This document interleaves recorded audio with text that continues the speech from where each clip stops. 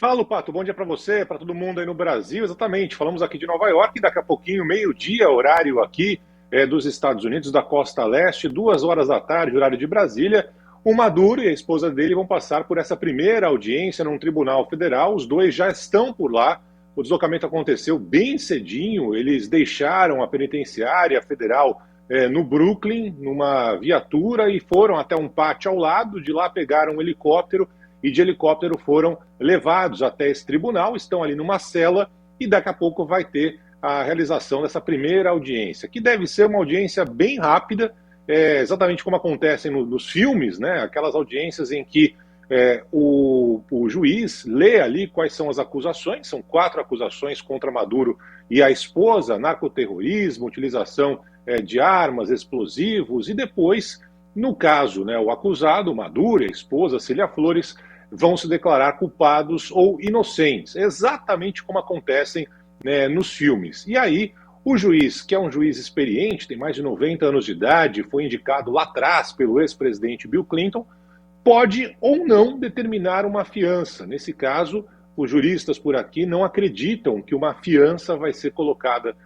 para que Maduro pague e deixe a prisão, até porque ele não vive aqui nos Estados Unidos, é uma outra situação. Então, o que tudo indica, depois da leitura e depois de Maduro e Cília Flores se declararem culpados ou inocentes, eles voltam para essa mesma penitenciária federal no Brooklyn, fica bem perto dessa região administrativa, na parte sul aqui da ilha de Manhattan. E aí vai ser marcado um julgamento, e aí sim ele terá direito à defesa, o júri, toda aquela história que a gente bem conhece. Maduro está nessa penitenciária, por enquanto, numa cela isolada, mas é provável que ele tenha que dividir a cela com mais algum outro preso, exatamente como também a gente vê nos filmes de presídios americanos, né? Tem aquele beliche, um dorme embaixo, outra dorme em cima, já a esposa dele está numa outra ala feminina dessa mesma penitenciária. Claro que é uma expectativa muito grande por aqui, e também expectativa na Venezuela, para saber a partir de agora como vai ser desenrolada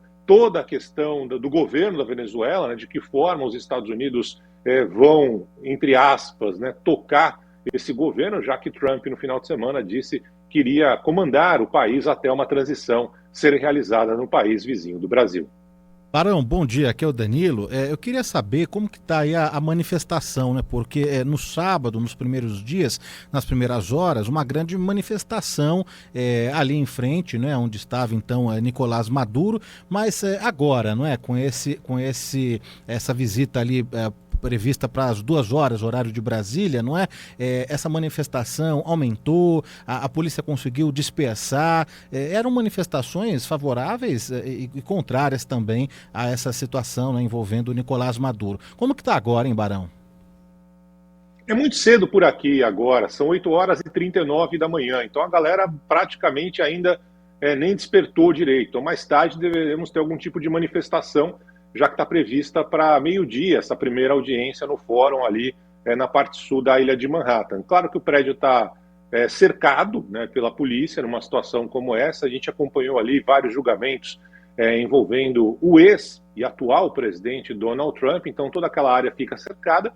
Tem manifestações favoráveis, manifestações contrárias, normalmente são venezuelanos que vão ali mostrar o seu protesto, são pessoas que muitas vezes deixaram o país por causa das condições de vida por lá. Então, basicamente, tem uma movimentação de jornalistas nesta manhã, mas ao longo do dia a gente deve ter também alguns manifestantes indo para lá. É um dia normal aqui em Manhattan, é um dia que as pessoas têm que trabalhar, então, teoricamente, não vai ser uma manifestação tão grande como aquela que a gente acompanhou no final de semana, quando as pessoas, teoricamente, estavam de folga.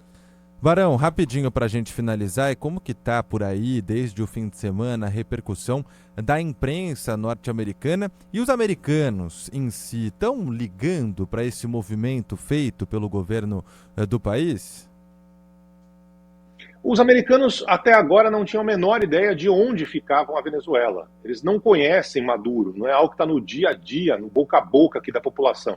É uma situação completamente diferente, por exemplo, quando tivemos ataques aqui nos Estados Unidos, as Torres Gêmeas, aqui o World Trade Center em Nova York, em que Osama Bin Laden era uma figura conhecida, que Saddam Hussein no Iraque era uma pessoa conhecida. O Maduro não é conhecido por aqui, ele não tem essa mesma notoriedade de outras ações que foram feitas por governos americanos anteriores. Então, digamos que não está ainda no boca a boca. É claro que depois do final de semana, da operação toda que a gente acompanhou, aí sim as TVs passaram a falar mais sobre a história do Maduro, onde fica a Venezuela, enfim.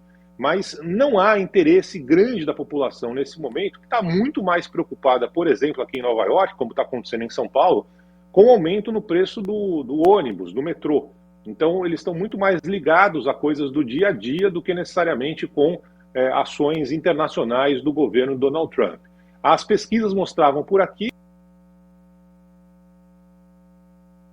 Perdemos o contato com Eduardo Barão, que finalizava ali, não é, a sua explicação sobre a expectativa e também sobre o sentimento dos americanos com relação a esse julgamento, à prisão, ao ataque, né? Mas perdemos o contato com Eduardo Barão, que volta a qualquer momento aqui ao longo da programação da Rádio Bandeirantes, né? A Rádio Bandeirantes, né, Vitor Lupato, presente ali na fronteira Brasil com a Venezuela, presente ali nos Estados Unidos, né, onde tudo está acontecendo, o foco disso tudo com esse julgamento aí marcado para a tarde de hoje, horário de Brasília, e a gente segue aqui, daqui a pouco tem entrevista no Manhã Bandeirantes, a gente vai continuar falando, vamos falar sobre o petróleo, não é? Sobre o preço do petróleo, se essa questão toda influencia ou não, né, o mercado internacional de petróleo. Vamos seguir aqui com os nossos especialistas, os nossos